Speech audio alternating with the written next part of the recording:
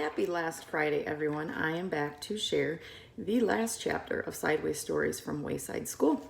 Today, you're going to hear all about Louie. Louie had a red face and a mustache of many colors. He was the yard teacher at Wayside School. It was his job to see that the children didn't have too much fun during lunch and recess. And if you haven't already guessed, he is the one who wrote this book. On June 10th, there was a blizzard. Louie was afraid that the children would have too much fun, so nobody was allowed outside. "Class," said Mrs. Jules, "after you finish your lunch today, come back up to the classroom. You are not allowed outside." The children all went to the lunchroom. Miss Mush had made tuna surprise. They looked at it, then hurried back up the stairs. There was nothing to do. "Now, class," said Mrs. Jules, "I know that you are all bored, but I have a special surprise for you. I hope it's better than the tuna surprise," said Mauricia. Mrs. Jules continued, "Louie is going to come up and entertain us. He will tell us a story. Now I want you all to be on your best behavior." When Louie walked in, all the children booed. "Are you going to tell us a story?" asked Bibi. "Yes," said Louie. "Well, it better be good," Bibi warned. "It better be better than the tuna surprise," said Butterfingers. "I thought the tuna surprise was good," said Louie. "You'd eat dirt if they put enough ketchup on it," said Mac. "Hey, everybody, be quiet," said Todd. "Let him tell the story." "Not too loud, Louie," said Sherry. "I'm trying to get some sleep." Louie sat in the middle of the room, and all the children gathered around. Louie began his story. "This is a story about a school very much like this one. But before we get started, there is something you ought to know so that you don't get confused. In this school, every classroom is on the same story." "Which one? The 18th?" asked Jenny. "No," said Louie. "They are all on the ground. The school is only 1 story high." "Not much of a school," laughed Damien. Louie continued, "Now you think the children were all strange and silly. That is probably true. However, when I told them stories about you, they thought that you were strange and silly."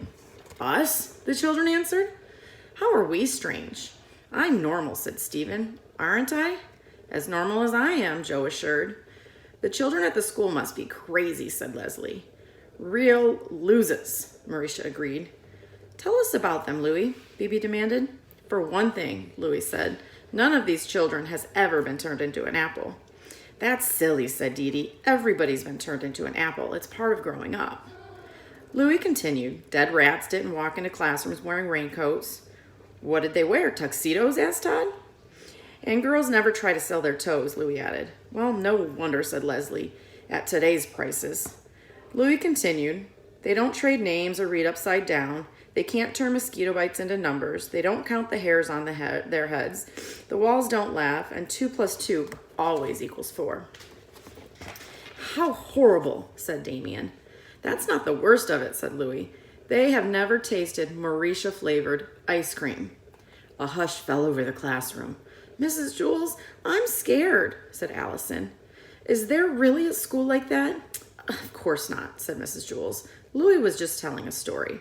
"It was a good story," said Leslie. "I thought it was stupid," said Kathy. "I liked it," said Rondi. "It was funny." Mrs. Jules said, "Louie, it was a very entertaining story, but we don't really go into fairy tales here. I'm trying to teach my class the truth." "That's all right," said Louie.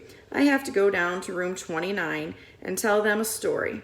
He started out the door. "Class," said Mrs. Jules, "let's all thank Louie for his wonderful story." And everybody booed.